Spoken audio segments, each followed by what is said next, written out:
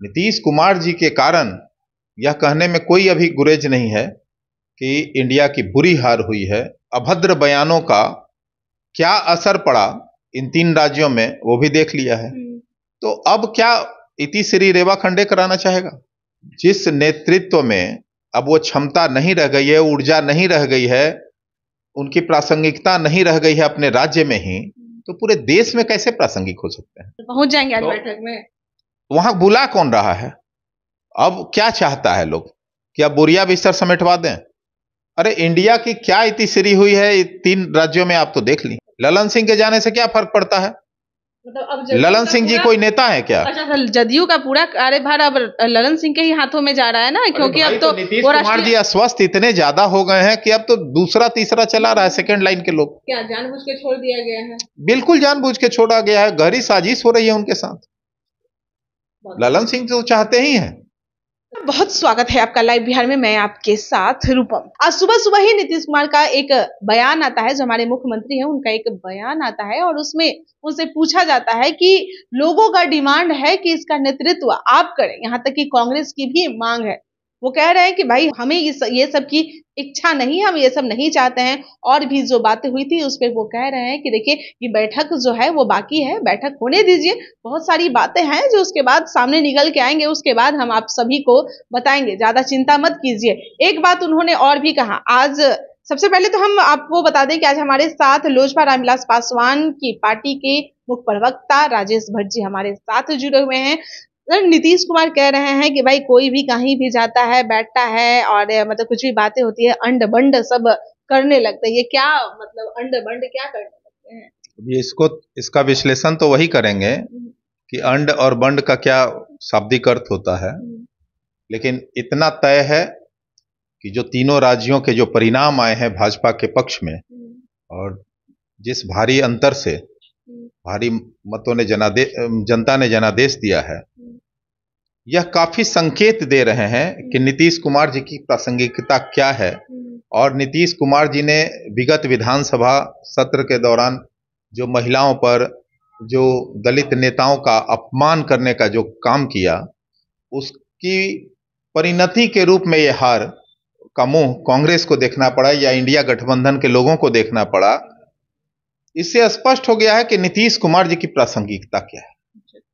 नीतीश कुमार जी के कारण यह कहने में कोई अभी गुरेज नहीं है कि इंडिया की बुरी हार हुई है, और जनता यह समझ चुकी है कि इनके नेतृत्व में देश कहीं और का कहीं और होगा। कुछ नहीं रहे हैं, और जिस तरह से डिमांड हो रहा है कि भाई अब नेतृत्व ये करें, इंडिया गठबंधन का नेतृत्व ये करें, तो क्या लग रहा है इनके हाथों में सौंपा जाएगा? नरेंद्र मोदी के विपक्ष में जो वो खड़ा होने के लिए सोच रहे हैं कि भाई हम अब प्रधानमंत्री का चेहरा बनेंगे, हालांकि ये तो नकार रहे हैं, लेकिन इनकी पार्टी की तरफ से सवाल है कि नीतीश जी के नाम यहाँ है, जो वो ना कहते हैं वो समझ लीजिए हाँ है। उनकी इच्छा, उनकी तो प्रबल इच्छा है, लेकिन उनको बनाएगा कौन? अरे भाई देख लिया कि 2 बयानों से क्या असर पड़ा। नीतीश कुमार जी के ऐसे अभद्र बयानों का क्या असर पड़ा इन 3 राज्यों में वो भी देख लिया है। तो अब क्या इति श्री रेवा खंडे कराना चाहेगा? सवाल है कि भाई जिस नेतृत्व में अब वो क्षमता नहीं रह गई है, ऊर्जा नहीं रह गई है, उनकी प्रासंगिकता नहीं रह गई है अपने राज्य में ही, तो पूरे देश में कैसे प्रासंगिक हो सकते हैं? देखिए नीतीश, ये जो हार हुई है, यह कहने में कहीं कोई अतिशयोक्ति नहीं कि नीतीश कुमार जी की अभद्र टिप्पणियों का असर है। जिस तरह से उन्होंने महिलाओं के लिए अभद्र बयान दिया खुले संसद में, यहाँ विधानसभा के सत्र के दौरान, है कि आखिर इस बैठक में वो पहुंच गए, दलित नेताओं का अपमान किया, चाहे जीतन राम मांझी हो या हमारे पार्टी के संस्थापक दिवंगत नेता पद्म भूषण स्वर्गीय रामविलास पासवान जी के बारे में उन्होंने जो टिप्पणी की, तो ये सब अपमान जो चल रहा है ना, यह कहीं ना कहीं देश देख रहा है, और देश को गुमराह करने वाले लोग अब हाशिए पे ही रहेंगे। बैठक है, क्या लग रहा है उस बैठक में वो अंत तक भी कभी भी पहुंच पाएंगे?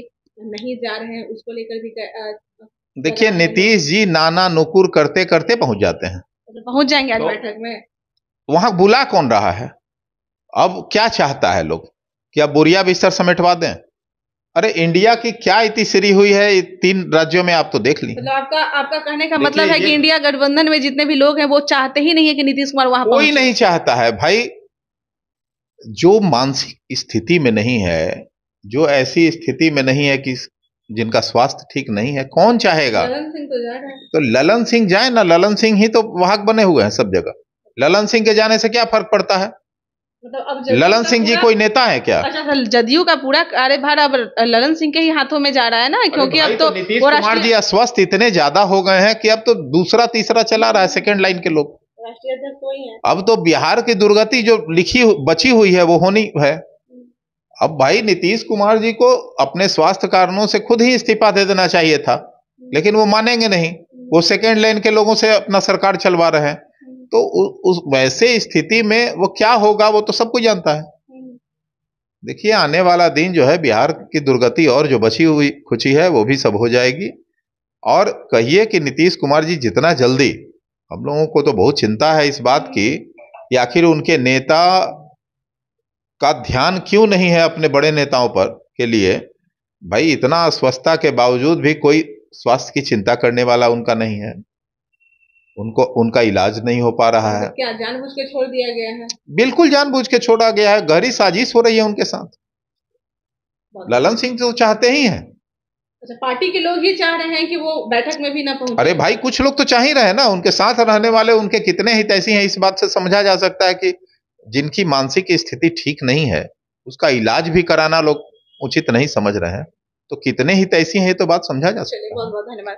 देखिए राजेश भट्ट जी हमारे साथ जुड़े हुए थे, और जैसा कि इनका कहना है कि अगर मुख्यमंत्री इस तरह से कर रहे हैं व्यवहार, और आप देख ही रहे हैं कि हैं वो बीमार, और इनकी जो व्यवहार है इसकी वजह से भी लोग आखिर जो इनके सबसे नजदीक जो लोग हैं आखिर इनका इलाज क्यों नहीं करवा रहे हैं, उसे गंभीरता तरीके से क्यों नहीं ले रहे हैं। यानी कि जानबूझकर यह किया जा रहा है और ललन सिंह पे आरोप लगाया जा रहा है ये जानबूझकर ऐसा कर रहे हैं। और यही वजह है कि देखिए उस बैठक में नीतीश कुमार नहीं पहुंच रहे हैं, उस बैठक में ललन सिंह पहुंच रहे हैं। यानी कि अब जदयू का पूरा कार्यभार जो है अब ललन सिंह के ही हाथों में सौंपा जाएगा। यानी कि पूरा जो है वो अब ललन सिंह के हाथों में वो जो जदयू का जो है वो सब चला जाएगा।